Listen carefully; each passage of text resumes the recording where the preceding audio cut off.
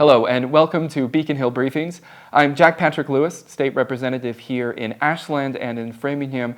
And today we're joined by Susan Gentili from SMOC, South Middlesex Opportunity Council. Susan, thank you so much for joining us. Thank you. It's my pleasure to be here. So you were the, is it president or CEO or president and CEO? I believe the title is actually president and CEO. Excellent. Yes. Of SMOC, and you've been in that position for about a year? About a year and a half now. Wow. Excellent. Well, you're no stranger to SMOC or our region, but congratulations. And thank you. A little late in congratulating, but welcome to this new position. We're excited today to not only talk a little bit about SMOC, what it does in our communities, but also what you're hoping we're going to be able to accomplish together as an agency, but also as local and state leaders wanting to support the constituents that you also support. So maybe a good place to start for folks who aren't as familiar with SMOC as maybe you and I might be is, can you give us an overview of what programs you provide? Sure. We are actually a community action agency, and we were founded in 1965 as part of President Johnson's War on Poverty. First program was Head Start, so we still run Head Start and child care programs, very near and dear to our heart. But we have expanded over the years to cover a lot more programming, targeted a lot at people who are very low income and disadvantaged, but also open to many community members like child care, for example, and people who are on fixed incomes like older people on Social Security. So things like home energy assistance, which is was formerly known as fuel assistance, but now it's known as home energy assistance. That also includes weatherization and sometimes appliance replacement. So that's a really terrific program to help people. Women, Infants, and Children, which is more commonly known as WIC. Again, an incredibly important program for women and children up to age 5. The rental assistance program, so we administer vouchers for Section 8 and MRVPs and some project-based vouchers. And we also operate a housing consumer education center, which provides information and referral to tenants, landlords, and homeowners and prospective homeowners. And that also includes first-time homebuyer classes that we host. As I said, we run child care and Head Start. We have about 800 kids in our child care and Head Start programs throughout the year. So those are really key cornerstone programs. We know that early education is so important to young developing children, and that everybody doesn't have access to preschool. So to be in a nurturing and really educational environment is so important for developing young minds. We run behavioral health care. We have clinics in Marlborough and in Framingham. And we also run residential recovery programs for women, and we do a lot of peer support work. So we have a peer recovery center here in Framingham, and we do peer recovery coaching throughout Metro West. We also operate workforce development programs, so job training and job placement, including a program known as the Green Jobs Academy, which is really interesting and exciting because it's a job training program in the green jobs industry. Which is really something that's kind of up and coming. And so it's good for the environment, and it's great for people who get trained because they have a career ladder that they can advance on, and in a really great industry. We run the Voices Against Violence program, which is for people who experience sexual assault and domestic violence. Families and individuals partake in that program. And then we have our nonprofit Housing Corporation, which we own and manage about 1,600 units of housing here in Metro West, but also out in Western Mass around Springfield, in Worcester and Central Mass, and up in Lowell. Something in Leominster recently as well, right? Yes, in Leominster, the Days Inn. We're in talks with the hotel and working on acquiring that so that we can turn some of it into permanent supportive housing. Okay. Excellent.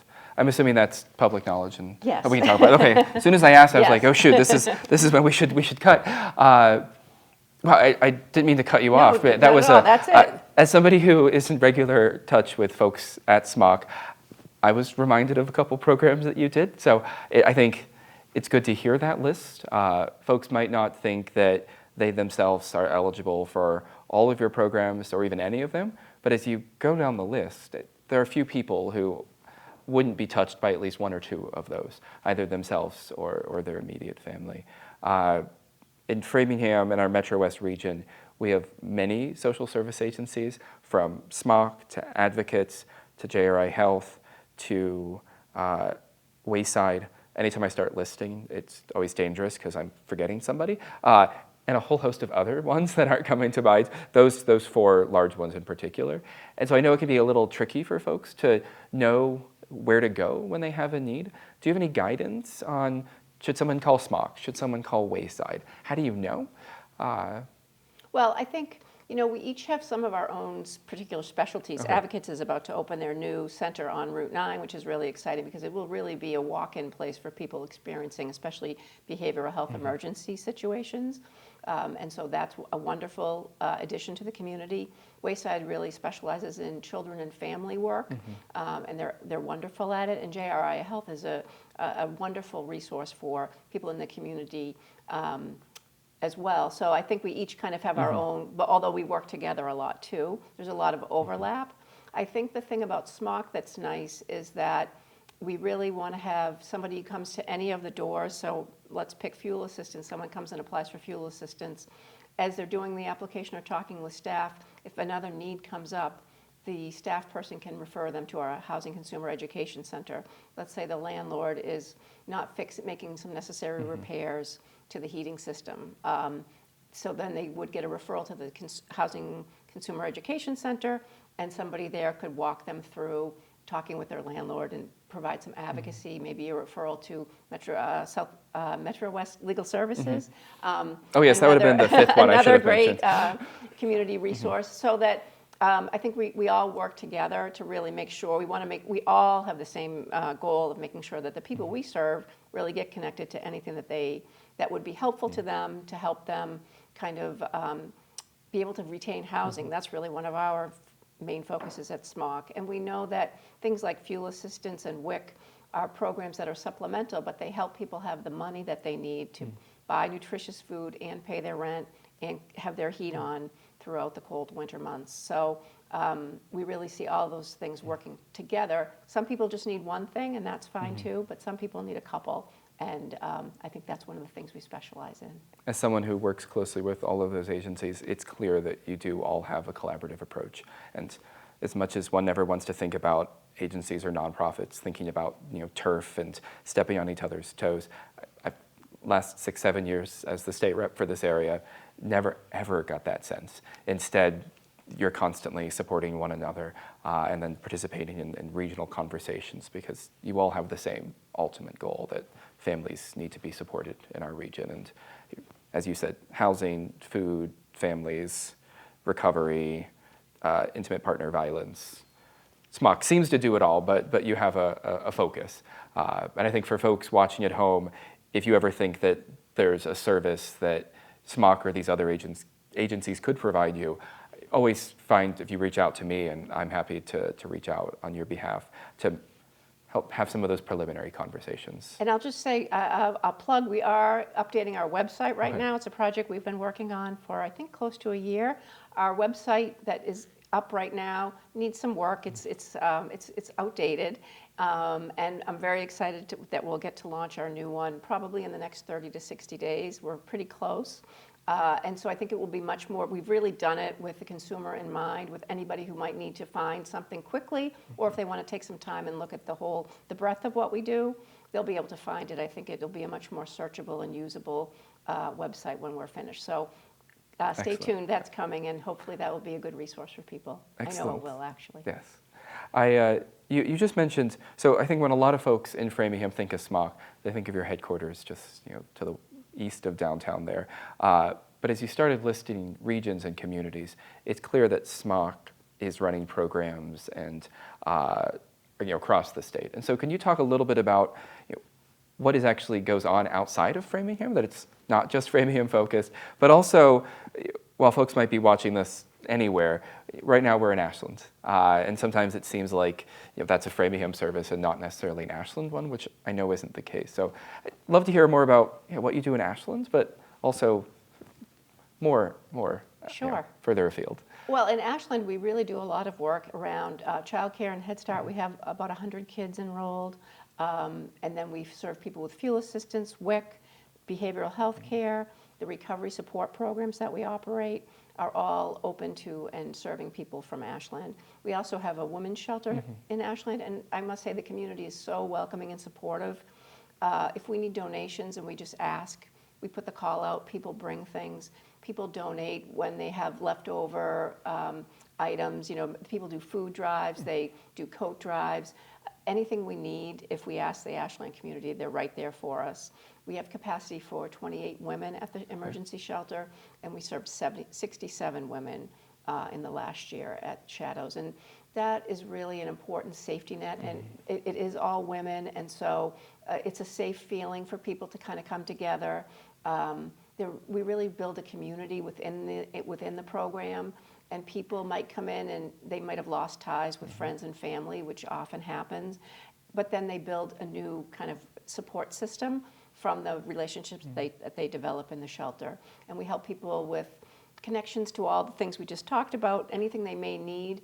First is usually getting a job or getting on Social Security disability income if they're disabled, so that they have some income. We work on housing, but people need other support services as well. And our staff is really caring and committed. They talk to each person, each woman at Shadows, and really understand what they want, what are their goals, and how can we help you kind of take some steps forward on those goals. So those are some Ashland specific right here in the community programs. And as you mentioned, SMOC has moved across the state really in response to other community needs that have been identified.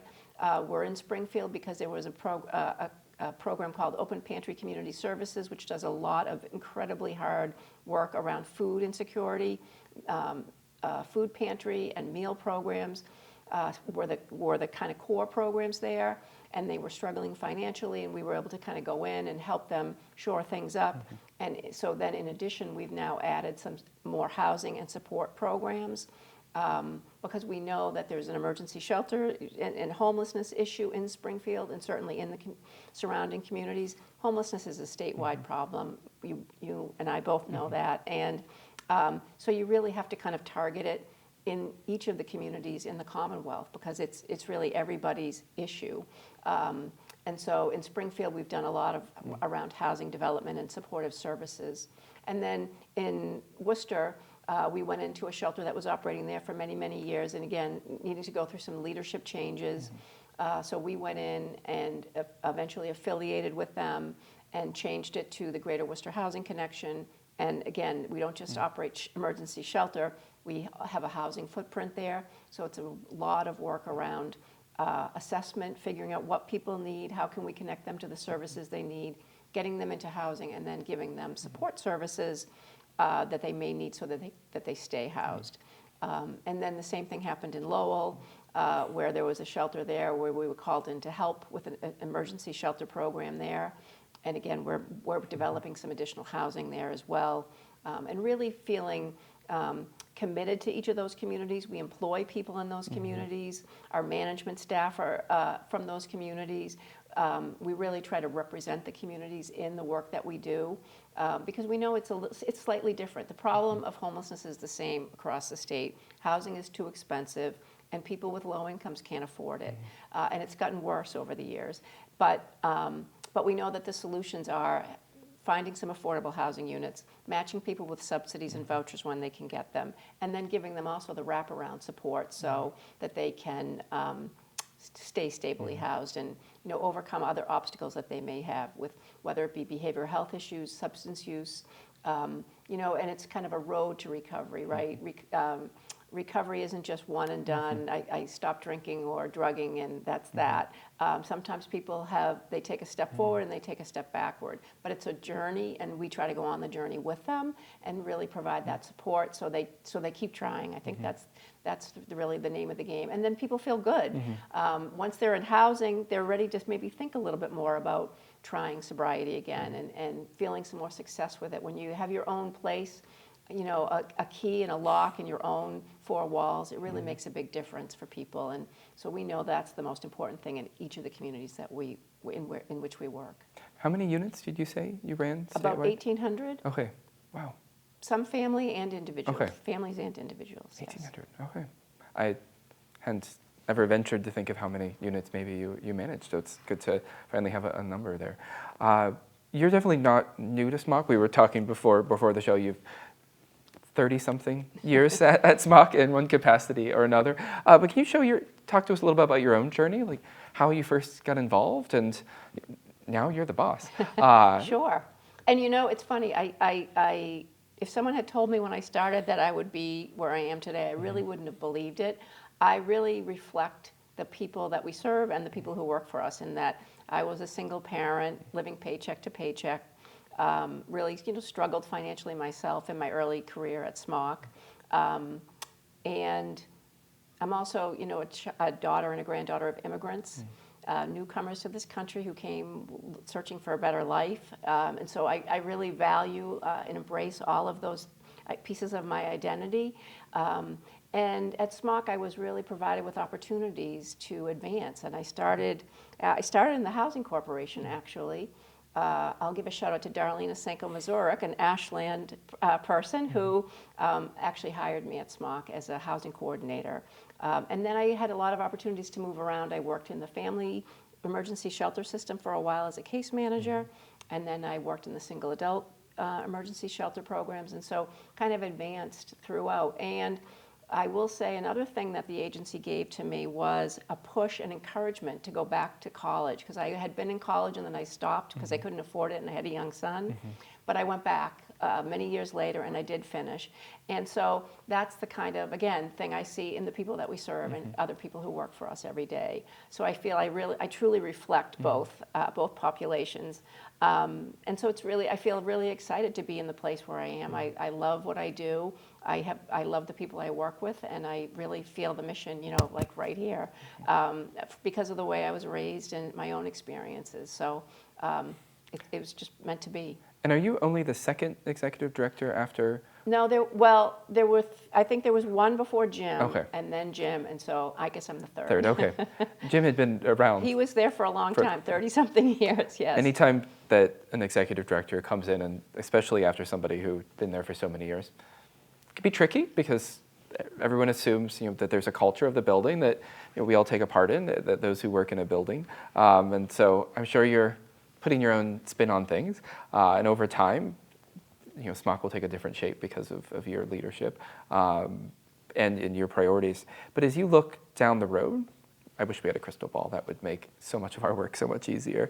But if we were talking 5 years down the road about your successes over the previous 5, what do you hope to be able to say when we have that conversation? Because I'll reach out. Hopefully we'll both be still gainfully employed. Yes, and yes, we'll come. Let's hope. Yes. Well, I think, number one is really maintaining the excellent service that we provide, and the range. As I talked at the beginning, it's a wide range of things, and so I think maintaining that at a really high standard is terrific, and so that's one of my primary goals. But also looking for new opportunities in the communities in which we work, because we know there are unmet needs, there are emerging needs, things shift and change over time, and so how can we be helpful? What do people need that isn't getting addressed? Right now we're in the midst of doing our community needs assessment. And so we are asking the community, you can go on our website and there's a banner that you can click and take a community needs assessment. Just SMOC.org? SMOC.org. Okay, yes. SMOC, SMOC.org. Okay. Yes, O-R-G.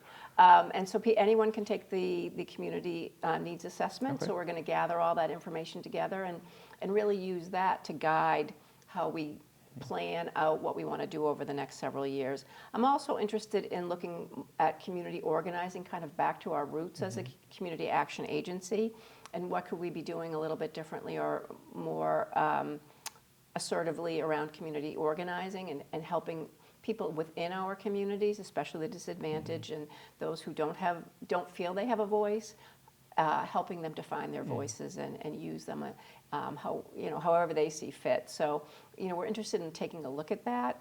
And I'm also really excited about our diversity, access, and inclusion strategic plan that we've just put together. It took us about close to a year. We worked with the Wayside Equity Training Center. They helped us kind of walk through the process to develop a plan. And so we've just kicked it off and are moving forward on that. We've hired diversity officer who's been wonderful and is off to a great start. So I think those are some of the things that I'd like to see. It's like you're planting the seeds and you'll see some of the fruit down the road a little bit, but I feel good about where we are today. Excellent. Well, in 5 years, we'll come right back here, and I'll be in touch with your office probably. Continue to be in touch every week between now and that date in the future. But I just have to say, and I said this on the onset, you do so much. And it's hard because I don't think the average resident of our communities knows how much you do. And for me as a state rep, we try to take care of our constituent issues as much internally as we can. But more often than not, we have to reach out to a state agency or to a social service agency. And I can't imagine how we would help meet the needs of constituents without you being there, without the staff that you have that are remarkable, all of them, being as responsive as they are. The tricky part, though, is I can sing your praises, I'm doing it right now, and I'll do it every chance I get, but every time you help somebody, you can't just go on social media and it would be inappropriate. Take a picture of yourself, praising SMOC, look at the great work we do, look at the resources we have, look how well we're using them. And so I sometimes worry that the average person just doesn't know all of the things you do, the vital work that you do. If they themselves don't think that they've ever used or would use your services, I fear that they are oblivious to the fact, in some cases, that their neighbors have, and maybe even family members that they haven't been notified about. And so that was a long lead to say, is there anything that you wish, maybe folks watching at home, that wish that they knew about SMOC that maybe the average person just isn't aware of? Well, I think sometimes people associate us with some of the more challenging people, and we really embrace working with those folks, and we know it's core to our mission. So people just associate us sometimes with that, and sometimes I think we get painted with a broad brush, and it's unflattering perhaps. But and we do serve those people, and we're happy that we do, and it's as I said, it's key to our mission. But we also do a lot of things like the tax prep that's going on right now. The VITA tax prep is happening for people who are low income, can get their taxes done for free. And we helped people get $1 million back, I think, in tax returns last year. So things like that. I mentioned fuel assistance. Again, people can have a decent income and still qualify for some fuel assistance. So it may be people that are your neighbors, and it's a wide range of people that we serve.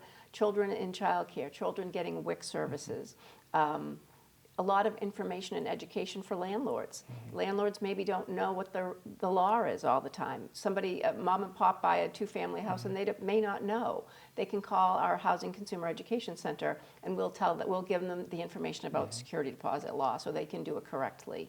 So there really is something for just about everybody across the organization. And so we so appreciate, you and all of the Metro West legislative delegation are so supportive and really committed to serving the same people we are. We feel fortunate to be part of the community. I think I like to focus more on all of the support we have. I know there are some naysayers from time to time, but there's also a heck of a lot of support, which we're very, very fortunate to be surrounded by. No, thank you. And anything I can ever do or we can ever do. I often share a story when we were going down the process of becoming pre-adoptive foster parents. We went into it knowing this is something we wanted to do, but not quite realizing what parenthood was going to all entail. I think most people, I don't think anyone realizes until they become a parent how much your life is going to change. But I remember getting notified that we had been matched and that they were hoping that this cute, smart, sassy 4-year-old was going to move in with us.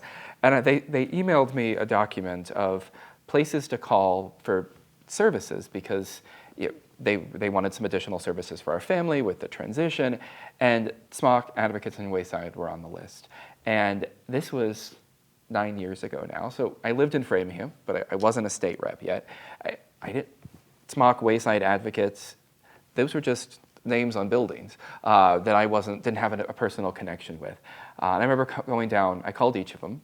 Everyone called me back within 24 hours. SMOC called me back first. And those first couple years, as our family grew and we helped to take care of that sassy, smart 4-year-old, SMOC was there, providing my family services that he needed, that we needed. And so now I feel like I'm in a unique place because I can be your advocate at the State House. I understand the work you do, but I've had this rare glimpse, and really only into a small aspect of your programs. I think you've given me a flu shot once or twice as well. But early on, I just remember like, SMOC. Oh, yeah, okay. And the great folks showed up at our house and provided the support that we needed. And so again, for folks at home, if it's fuel assistance, if it's housing, you can reach out to my office. You can go to SMOC.org. There's an updated website coming, I'm told. But we're always happy to make that connection. And as you said before, if there's a need that another social service agency can provide, you don't abandon anybody. You make the recommendation and the referral. And we had talked about Leominster before. A good friend and colleague who's the state rep in Leominster could not be happier that not only is SMOC providing this need in her community, because I talk her ear off all the time about SMOC, but what you've already done in a short period of time in supporting her constituents and by extension her office. None of us could thank you enough. So I'm excited to continue to journey with you down this road. Our constituents have needs that sometimes aren't as clear to see, and sometimes people aren't readily willing to ask for support, but that's what a Commonwealth is, and that's what you all do. And Susan, I'm just so grateful that you took the time not only to come here, but for what you and all of your staff do. 5 years from now, we'll get on our calendars. Sounds good. We'll pencil it meet in. right here. But again, for those tuning in at home, if you think any of the services we talked about were something that could be supportive of you or your family, you can go to SMOC, SMOC.org. You can reach out to my office directly and I can help make that connection. But never be shy about reaching out for supports. And if you don't know where to turn, there's wonderful agencies here in Ashland and in Framingham and across our region that are in a place and eager to be supportive. For those tuning in, I can't wait till next time. See you then.